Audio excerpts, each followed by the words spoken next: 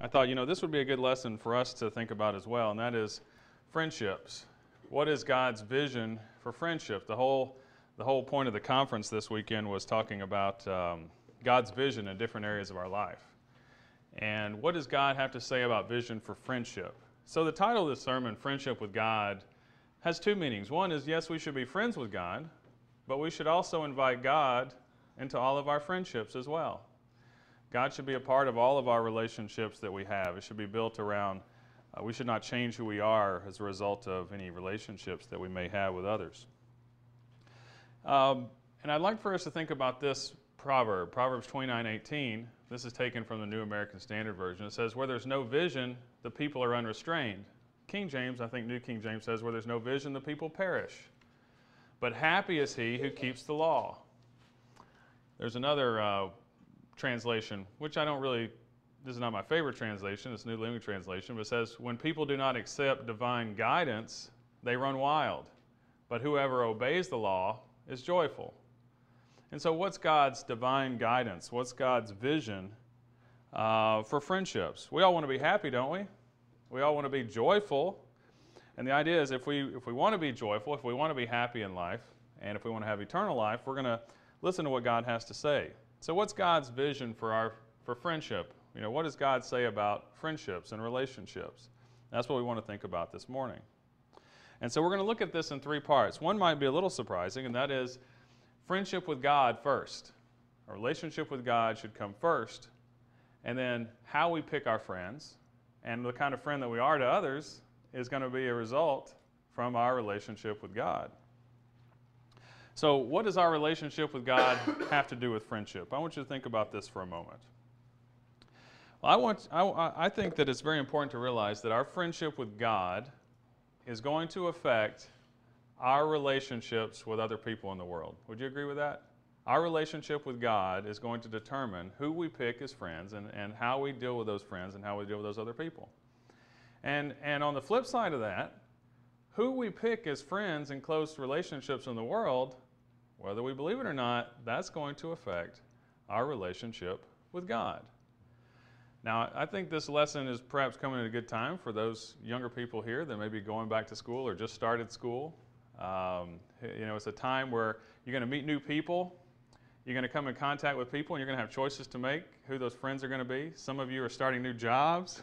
Some of you are looking for jobs. Different people are changing careers and stuff. And so who our friends are going to be, and our decision in that is going to affect our relationship with God, and we need to share God's vision for friendship. Well, can you think of in your mind somebody who was a friend of God? Probably. The scripture says that Abraham was a friend of God. Do you remember that? Abraham was a friend of God. And I always think, in James chapter 2 and verse 23, that's where it said that Abraham was a friend of God. Now, I've asked some of you in the audience to help me read some scriptures this morning. Who did I give James 2:23 to? Go ahead and read that. Who had that one? Okay. Nice and loud.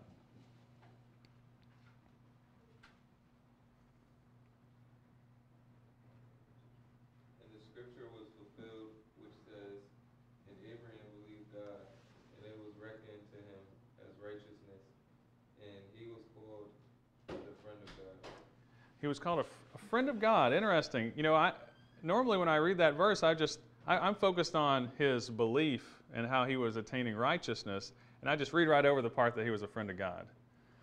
But friend of God literally means God's friend. And think of that. It's a friend that belongs to God. God's friend. God viewed him as a friend. Wow. That's pretty amazing. God invited Abraham into a special relationship, if you remember, in Genesis chapter 12, 1 through 3. He called him into a special covenant relationship and promised him those three promises, land, nation, and seed promises, many of you have memorized. Who has Genesis 12, 1 through 3? Would you read that? Yes. Now the Lord had said to Abram, get out of your country, from your family, and from your father's house, to a land that I will show you. I will make you a great nation. I will bless you and make your name great, and you shall be a blessing. I will bless those who bless you, and I will curse him who curses you, and in you all the families of the earth shall be blessed. You ever wondered why God chose Abraham? So much of the Old Testament history is dependent on the fact that he chose Abraham, made those 3 promises, and the rest of the Old Testament is the unwinding and the fulfillment of those promises. Well, I think that God knew something about Abraham's character. Not that he was perfect, but that Abraham would listen to him, and Abraham would do the things that he wanted him to do. And we have a glimpse of that in Genesis 18 and verse 19. A couple of chapters later, we have some insight into that. Who has Genesis? Oh, yes. Would you read that, Grant? For I have chosen him, that he may command his children and his household after him to keep the way of the Lord by doing righteousness and justice, so that the Lord may bring to Abraham what he has promised him. So this is before the law was given, mind you. I mean, this is the time where God was in direct communication with people, and he knew that Abraham would not only have, be the kind of character that would stand up for justice and righteousness himself, but also he would command that for his household. You remember, Abraham even took the time to make sure that his children had good spouses. He was involved in making sure that not just he was righteous and just, but he wanted his descendants to be righteous and just as well. And that was important to God because God was choosing him to do something very great later on, which ultimately is going to be fulfilled in Jesus Christ. And Abraham's character is something that we need to pay attention to here. I'm sure if you thought about it, you could think of some times where Abraham displayed these different qualities. A time when Abraham listened to God. Can you think of a time of that? Think about when he was in the land of Ur and God called him out of that land. Well, he had a choice to make, whether he was going to stay there where he knew everybody and may have been wealthy, and we don't know all of his background, but he had to leave his homeland to go to a place that God would tell him. So that's listening to God. What character that would be. Abraham placed his trust in God when he did that as well. Abraham had to place his trust in God when God told him to take his son, his son of promise, and put him on the altar. You could say, well, I believe you, God, but when you have to do something like that, that's obedience too. So he placed his trust in God and demonstrated that through his obedience to God. Maybe you could think of a time where Abraham was honest and fair and demonstrated good character. Remember when Lot was taken and got up, he was living in Sodom, and those people came and captured him and Abraham went and raised an army and brought all his servants, and they conquered those evil people and brought back all the goodies back to the king of Sodom, honored Melchizedek. Did he take all the plunder for himself? No, even though he was honored. He would go above and beyond honest and fair. But at the same time, he was honest and fair with his troops that fought with him. And he said, the only thing I'm going to take is just enough for these guys to take care of their needs. But I don't want anything. I don't want anybody to say that you guys have made me wealthy.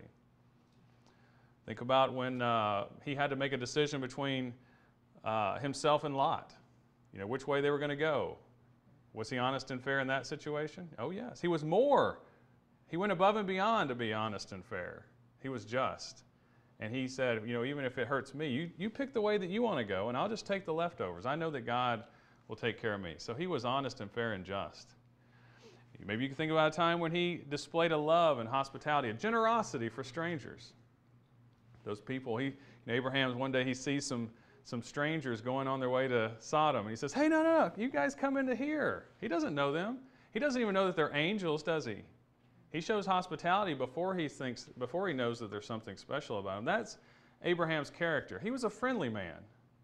Now, this doesn't mean that he kept everybody in close confidence. There's a dilemma that we have often as Christians. If I'm just going to have friends that are totally righteous, then I have no influence in the world. If I don't talk to anybody who's not righteous, then I'm not going to be talking to people in the world. I have no influence. But we can be a friendly person, but not necessarily make everybody our closest friends. And that was the way that Abraham lived his life. He was very outgoing to people and would stretch out his hand to help others. But yet when it come to picking mates for his children, he was very, very selective. In fact, going to another land in order to do that. So let's reflect and see, do we have this kind of character? And more importantly, do our friends have this kind of character? The people that, not the people that we're friendly to, but the people who we would consider, these are my top 5 friends, or these are my top 10 friends. Do these have this kind of character as well? I think you would answer, if I ask you, do you think our friends will influence our character? Most of you, if there was a multiple choice test, you would say yes. But in practice, Sometimes we make our closest friends people who are not that great of character. And we can be deceived into thinking that that's not going to affect us in any way. So let's talk about picking friends. James 4:4. Who has this one? Oh, thanks, Nathan. Adulterers and adulteresses, do you not know that friendship with the world is enmity with God? Whoever therefore wants to be a friend of the world makes himself an enemy of God. Now, he's not talking about not being friendly. We know Abraham was friendly. But we're talking about people that, making the world our friend, so to speak. And the idea of, I'm going to walk through life, and anybody who's friendly with me, I'm going to be friendly with them. And when I was a young man, if I look back before I became a Christian, and I didn't even really display the best choice, for several years after I became a Christian, I was just walking through life. Whoever was friendly to me, why did you choose all these friends? I don't know. I met this guy over here, and this person was friendly to me. I never thought that, sometimes the friendliest people are the people that are of the world and evil. Then it can have a great influence on me. So I had no vision for who I wanted to be my friends. This is telling us that if we want to be friends with God, we have to be very careful about being friends with the people of the world. I'm talking about not showing hospitality or being friendly with people, but who we're really pulling into our life and making close friends. Amos 3:3 talks, who has that one, Amos 3? Would you read that one?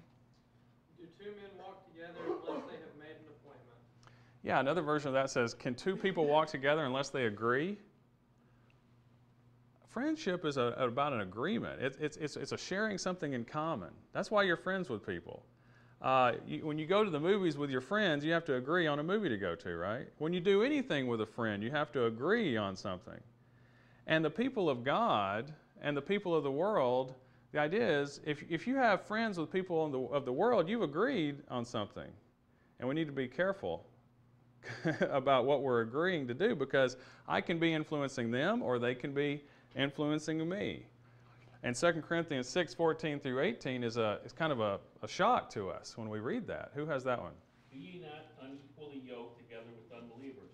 For what fellowship hath righteousness with unrighteousness? And what communion hath light with darkness? And what concord hath Christ with Belial?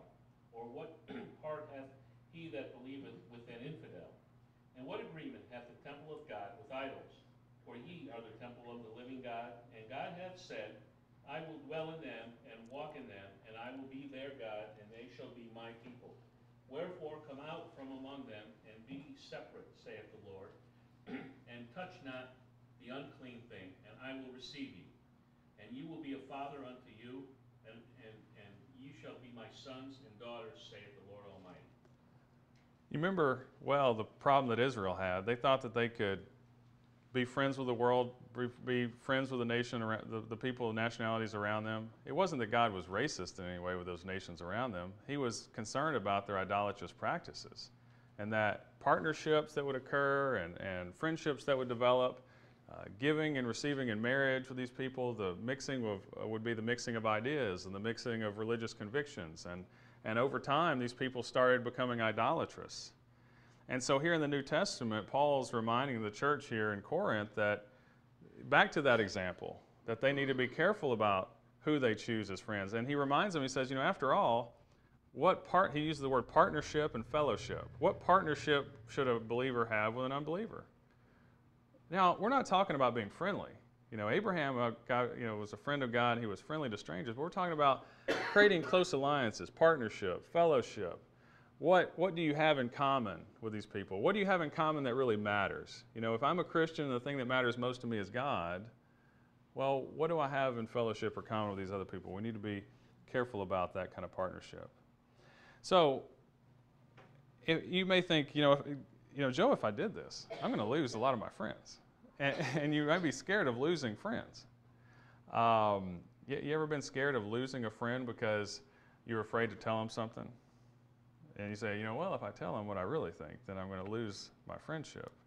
At work, if I tell all these people what I really think, I'm going to be eating lunch by myself.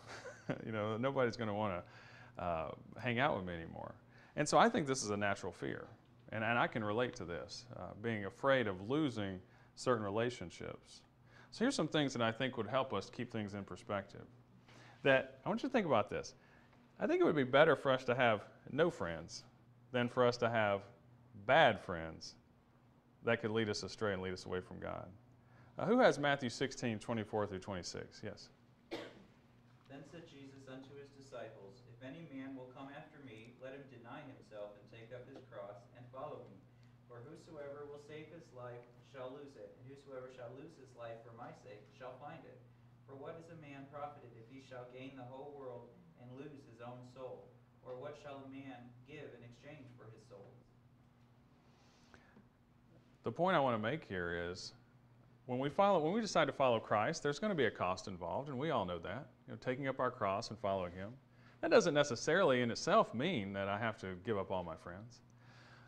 But I also want you to think about something else. If I gained all the friends in the world and was the most popular guy on earth, but I lost my own soul, would that really profit me anything? No. I think the converse is, the opposite of that is true, is that it'd be better to be the loneliest man in the world and go to heaven. To have no friends on earth and yet still maintain my righteousness. I'm not saying that you can't have any friends. We all have friends that hopefully are more spiritually minded than us. We might have some friends that are less spiritually minded than us. But hopefully we all share the same vision. We're all going the same place. Like Amos says, can we walk together unless we agree on where we're going? Because if I'm traveling this way towards God and they're traveling that way, over time, are we not eventually going to be going farther apart the closer I get to God and the closer they get to the world? Or are we going to be coming, either I'm going to be going that way, there's going to be some influence that occurs. And sometimes we're deceived into thinking that there's no influence that's occurring. And I think this 1 Corinthians 15:33 reminds us that that's not the case. Who has 1 Corinthians 15:33? Yes, Edson. Be not be deceived. Evil communications corrupt good manners. So the idea here is that evil company corrupts good morals, is what some translations say. And what does he say before that? He says, don't be deceived.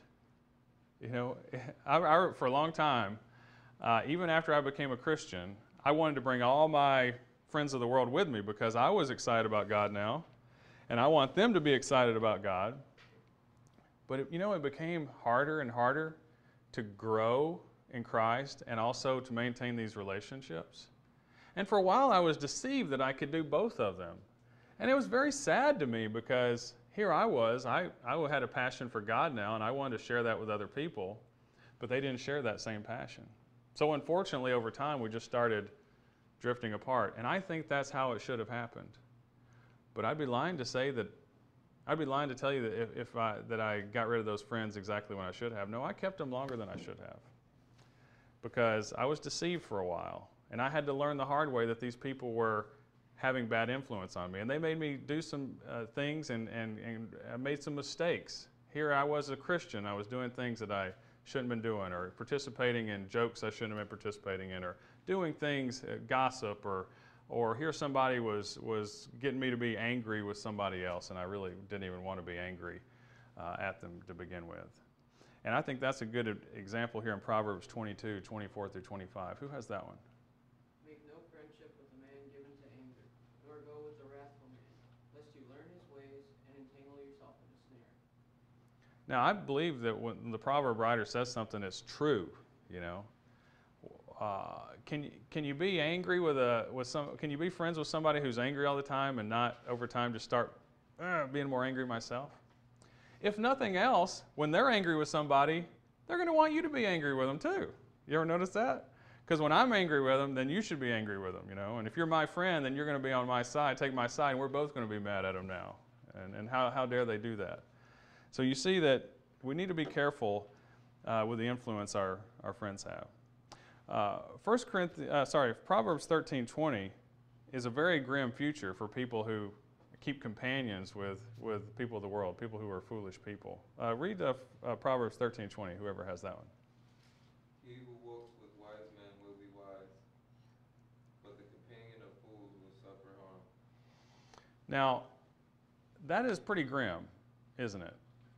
That we will suffer harm if we make a practice of keeping company with fools. Now, A wise person in the context of Proverbs is somebody who's spiritually wise. An unwise person in the context of Proverbs is somebody who's just ignorant, who doesn't know spiritual wisdom. But a fool is somebody who, even when you tell them wisdom, they just scoff at it. So we're not talking about just unwise people, ignorant. We're talking about fools who they won't even listen to godly wisdom. If I'm keeping company with somebody who won't listen to godly wisdom, then eventually I'm going to suffer harm, you're going to suffer harm. So, knowing this, and I think we would all agree with that, why do some of us have bad friends? I'm not saying necessarily you do, but why do some Christians in general have bad friends? Well, I think that sometimes we desire something that they have. I remember when I was a young person, I was very insecure of myself. I didn't have a lot of friends. I always associated with the people who, I was the last pick because I was not coordinated in sports. I was not the cool kid. And so I often would become friends with anybody who would be friendly with me. And as a result, I ended up with a lot of people who weren't really that great friends. I was trying to be a good friend to them. They weren't necessarily a good friend back. But it stemmed from this desire. There was some desire in me that I wanted to be with. I was envious of the things that they had. Proverbs 24, 1 and 2 warns us of this. Yes? Be not envious of evil men, nor desire to be with them, for their hearts devise violence, and their lips talk of trouble. Yeah, so what I've learned over time is that it's better to be alone than to choose the wrong friends. And if you thought back to some friend that you had that you really shouldn't have had, it was fulfilling some longing that you had. Maybe I was in this job, or maybe I was in this classroom, and they were the only person who was friendly with me, and so we become friends. But over time, it was because I envied that friendship. Or maybe there was a cool group of kids on the playground, and I wanted to be like them. And so I ended up becoming into this group. Or maybe there was this group of people who they played a certain sport and they accepted me. Maybe I like this person because they have a job that I wanted to have. And so I wanted to become more like them so I could learn more about this particular career, whatever it was. This guy, he was wealthy, even though he wasn't the best guy. And so I compromised in order that I could be more like them. And the proverb writer says, don't desire these things. It's not good to desire these things. A spiritually wise person will realize the danger in this. And so much so that when we get to Proverbs 29:24, it shocks us into reality. And it says basically that if you value your own life, you won't do this. It shows little regard for your life by partnering with wicked people. Proverbs 29:24. Who has that one? Whoever is a partner with a thief hates his own life. He swears to tell the truth, but reveals nothing. And you think, wow, no, I don't hate my own life. But I think the idea here is that you're holding your life in little regard in order to partner with wickedness. You need to realize the danger that's involved in that. And so the point of all this is that the righteous needs to choose their close friends carefully. Again, I'm not saying live in a bubble. I'm not saying, that we just don't talk to anybody. We show the hospitality of Abraham to be friendly with everybody. We're friendly, but we're not actually making everybody our close friend. Proverbs 12:26. The righteous is a guide to his neighbor, but the way of the wicked leads them astray. Yes, and I think another translation of that says something to the effect that the righteous may choose their friends carefully, or they're considerate of who their neighbors might be. But in the wicked, they're going to lead us astray. So we need to be careful about that. There's two examples really quick that I want to share with you, and some of you may know this if you've been studying your Bible for a while, and that is David and Jonathan. We're not going to read these examples, but David and Jonathan is an example of a great friendship. Real quickly, the story was that the first king of Israel was Saul, and Saul wanted to preserve his lineage. He wanted his son to be king as well, Jonathan. So when David enters the picture, Jonathan had every right to be jealous of David. Here, my dad's the king, and he wants me to be king. But that's not what Jonathan did. Jonathan had noble character. He realized something special about David, that God wanted David to be king. And remember, here in 1 Samuel 20, they made a pact. See, Jonathan knew that his dad was a wicked man. And so he wanted to make a covenant relationship and choose his friend wisely. And so he made a friendship with David, and they made a covenant relationship that had generational impact. We don't realize how sometimes that our choice of friends can have a generational impact.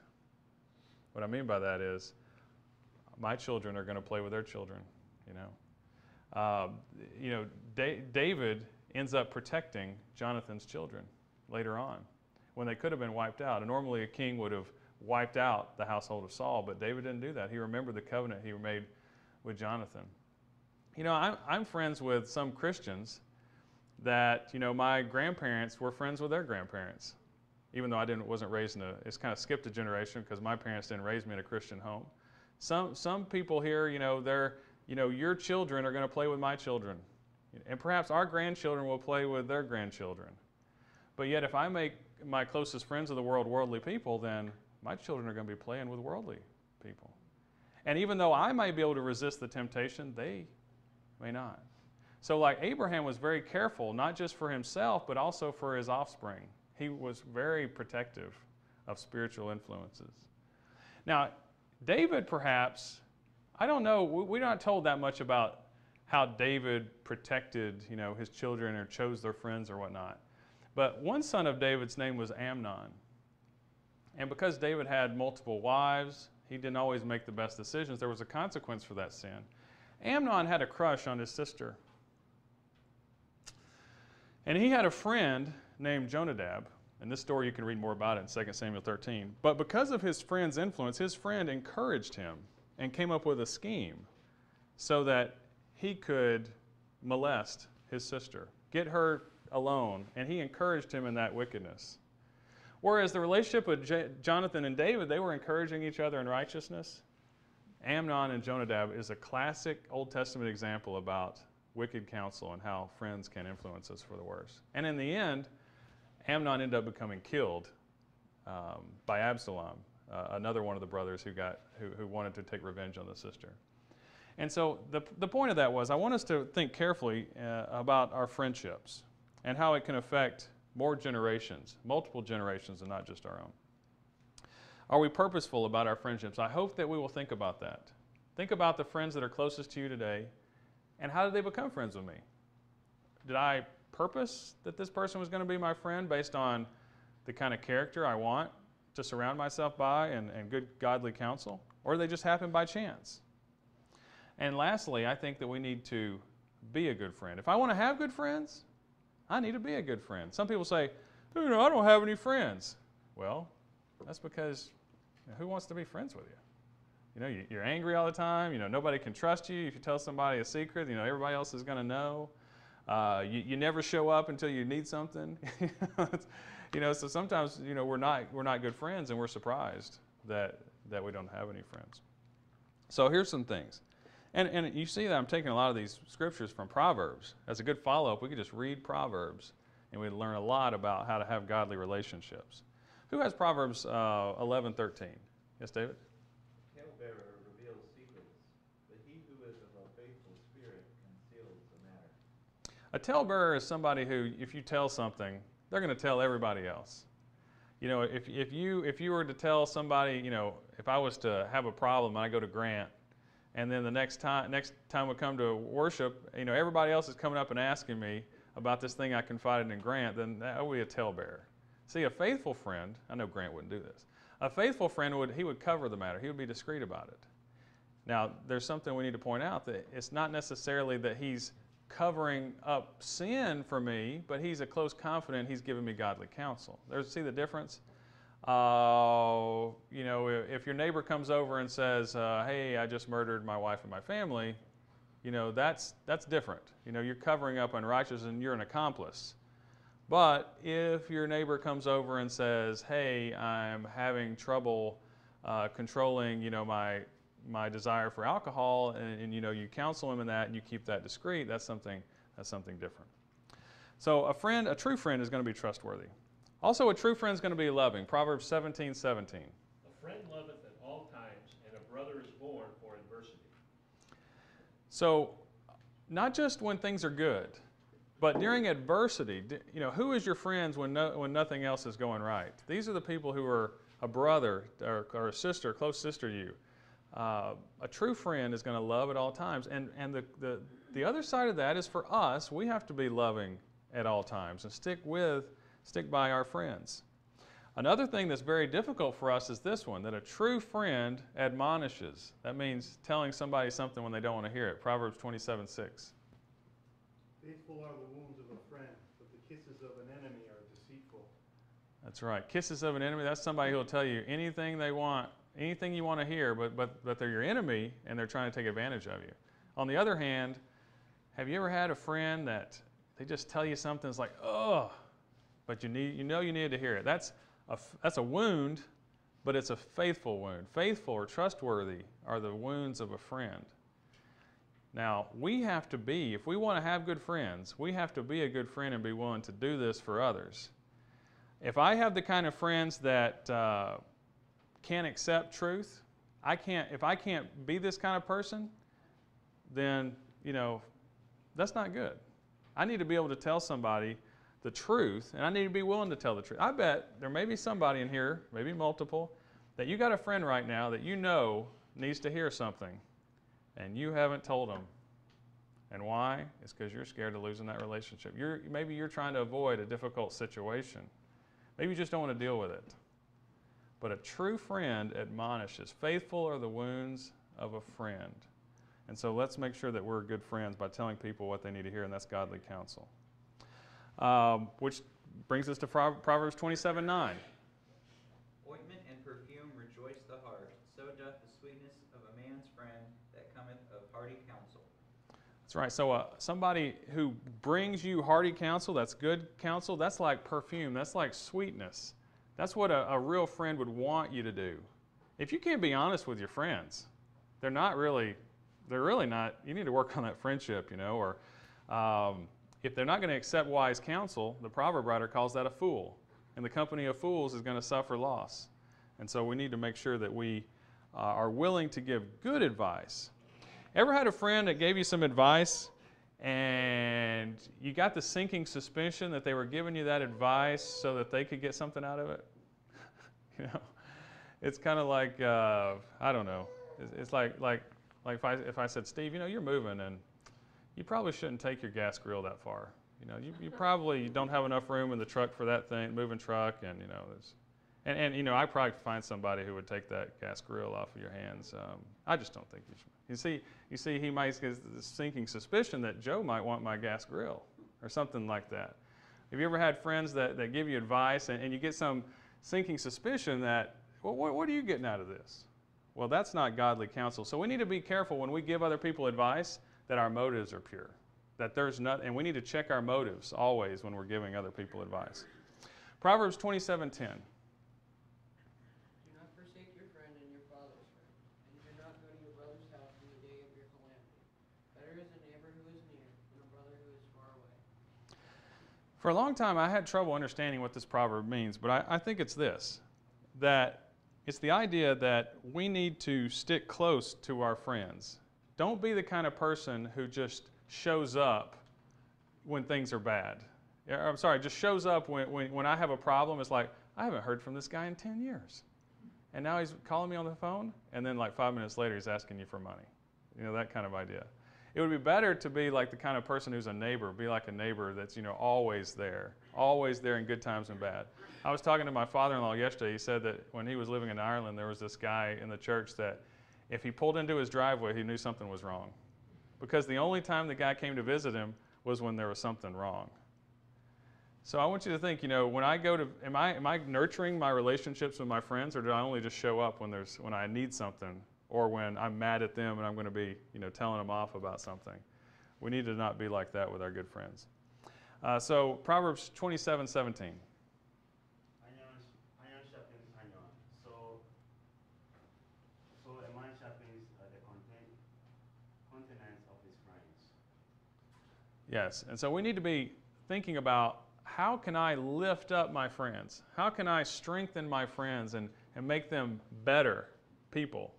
And also I need to be thinking, are my friends doing that for me? But before, we're talking about being a friend here, we need to make sure we're doing that for others. Am I the kind of person that I have my friends as long as I can get something out of them? As long as it's a good deal for me, these are my friends because, this guy does this for me and that person does this for me. And as soon as they stop that, I don't have any need for them. I'm sure we've known people like that. That's not a real good friend. If I want to have good friends, I got to be a good friend. Always thinking, how can I strengthen others? How can I be there for others? Because that's the kind of friends that we want as well.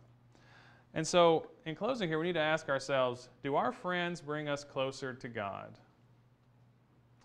And on the flip side of that, are we bringing our friends closer to God? We need to make our friendship with God a first and foremost priority.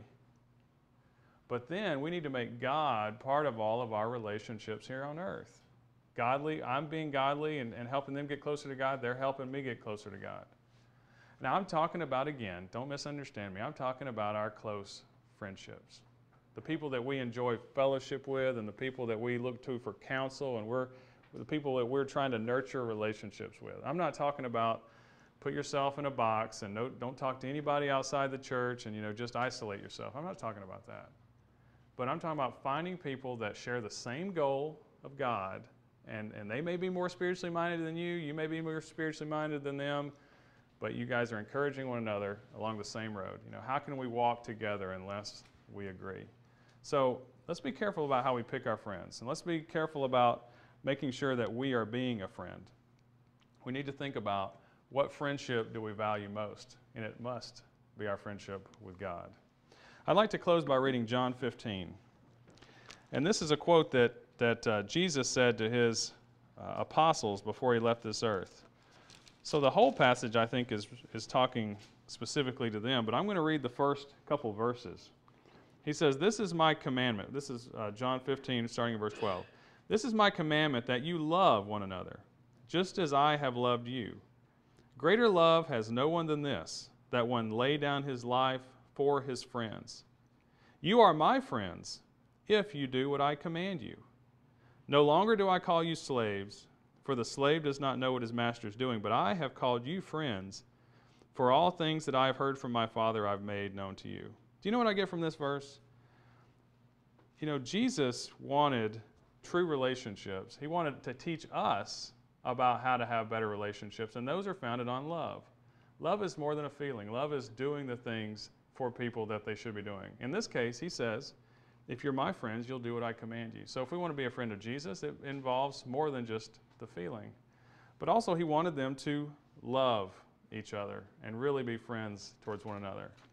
So if I encourage you with anything, love your friends and really show them that love and demonstrate that to them through the things that you do.